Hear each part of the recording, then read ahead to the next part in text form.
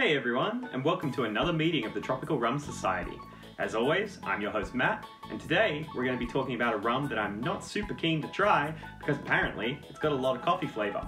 On a more exciting note though, I will be mentioning at the end of the video something pretty cool that's going to be happening throughout the month of December, so stick around for that. But first, let's talk a bit about Stolen Spiced Rum.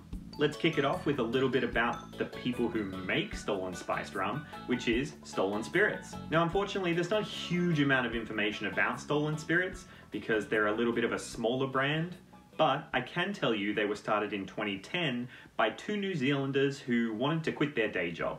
So this pair, working together, managed to put together a portfolio of different rums. So the spiced rum is one, they also have a smoked rum, a white, a gold, a dark, so it's a wide selection available. So after putting this portfolio together for about 5 years, Stolen Spirits actually got majority bought out by Coca-Cola's local branch down in New Zealand. And using the wealth and power of the Coca-Cola family, they've now expanded into more regions, so they're in Australia, the UK, the US, and a much more global presence than back in 2010.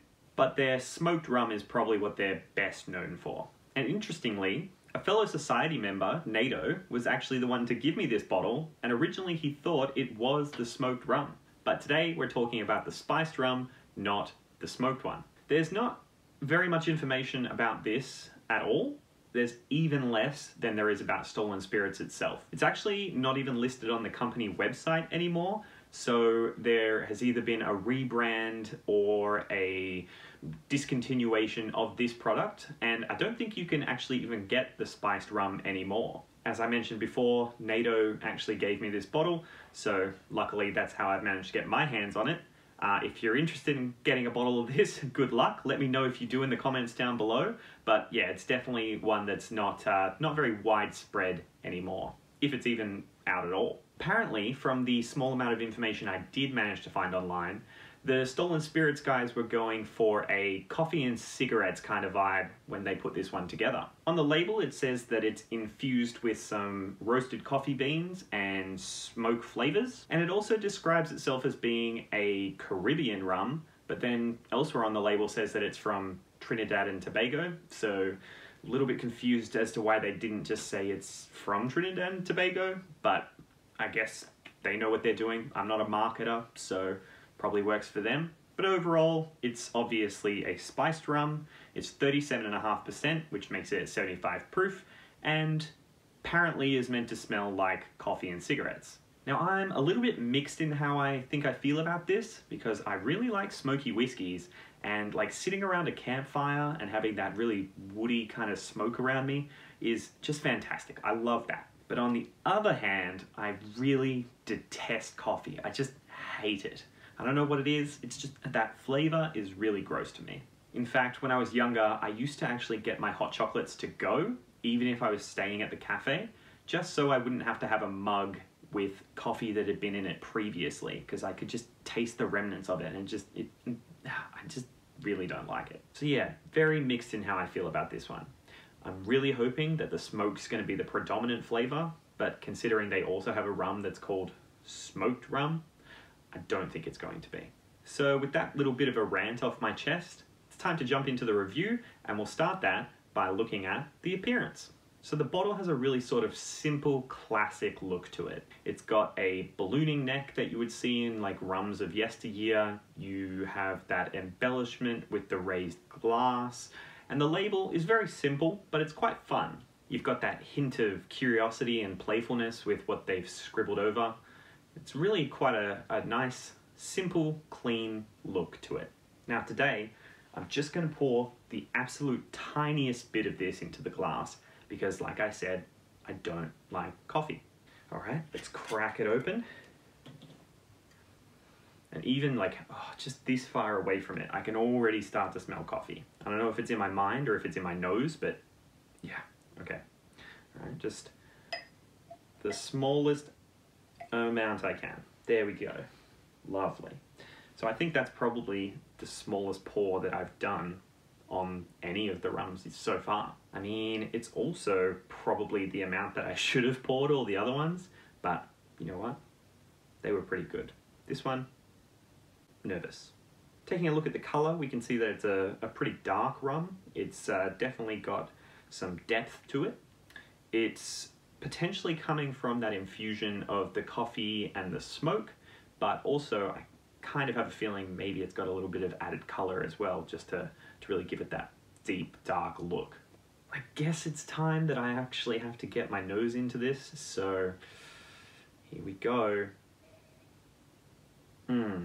Okay, so yeah, I would say that's pretty accurate to what the label says in terms of having that coffee and smoke flavour, but it's also definitely what I was hoping it wouldn't be, which is much heavier on that coffee side of things.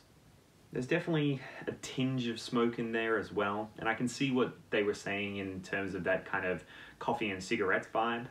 It's kind of making me picture like a coffee shop from the past, and everyone's like sitting around, they've got their mugs of coffee with them, and there's just lingering smoke in the air from the various smokers that are inside. But since it's not too strong in that smoke smell, it's kind of like you're sitting next to like a big open window just at the edge of that coffee shop.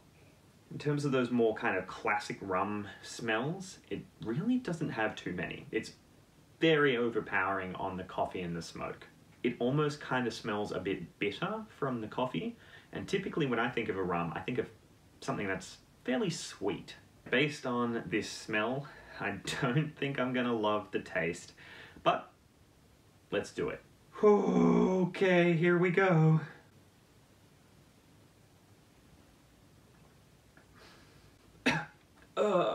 Coffee. Okay, so yeah, coffee. Lots of coffee. Let me go back in for a second one and see the second time around if I can try and pick out anything else. I don't like it. So let's try and put this into a little bit more of a structured review. First, let's talk about the mouthfeel, which is quite smooth. It's not oily, it's not heavy, it's not dense, but it's also not watery. So it's definitely kind of filling my mouth, but not like coating it. On the second time around, I got a bit of a sensation of kind of the smoke flavor filling my mouth, but it really didn't last very long. It just got quickly overpowered by coffee sensation. And then after I swallowed it, it was kind of like the coffee flavor started from in my throat and rose back up into my mouth again, deep in the throat, coming back over the top of the tongue and then filling the mouth with that coffee flavor and holding it there. And now that it's been a little bit, the coffee flavor is kind of fading away and the smoke is coming back a little bit. There's a nice kind of warming sensation, and it feels like the inside of the mouth is kind of like getting a bit of a cloud coming out of my throat and filling it up. Again, it's really not a very traditional kind of rum flavor. It's not very sweet. There's not really much vanilla or wood or any kind of like rum characteristics that I can pick out. It's very, very heavy on the coffee. We have this tiny little bit left here. I'm just gonna get rid of it because the more that I have this here, the more I can just keep smelling that coffee, and I don't want that, so goodbye. All right, I think that's probably enough of that for me, so let's wrap it up. To be fair, it is a unique flavor for this rum. It's definitely not one that I've experienced in anything else so far, but it's also not one of my favorites. If you're someone who's just starting out in rums, but you know you like coffee, this is pretty decent. Probably an easy way to transition in. It's definitely not going to give you that traditional flavor of rum, but that being said, I suppose I could see why people would like this. Like, coffee fans would like this. I don't like this. But now I'm thinking about it, it does kind of remind me of like the espresso martini flavors. So I wonder if you mixed it into an espresso martini, if that would work. I'm gonna have to let someone else do that though. I'm not gonna be making an espresso martini anytime soon. So that might be an open question for a while. So that about does it. This one's gonna go over onto the shelf, possibly right at the back of the shelf so I don't have to deal with it anytime soon, because this is one that's gonna take a while for me to get through. But before we go put it on the shelf, as I said at the start of the video, I've got some pretty exciting news for December.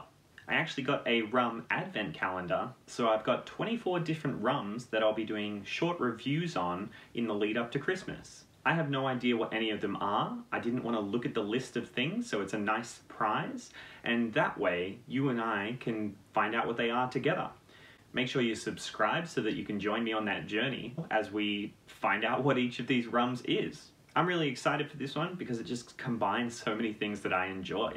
I love rum, I love surprises, I love Christmas, and it's just going to be a great time. I'm really looking forward to it. Subscribe, come join in the fun, and we'll count down the journey to Christmas together.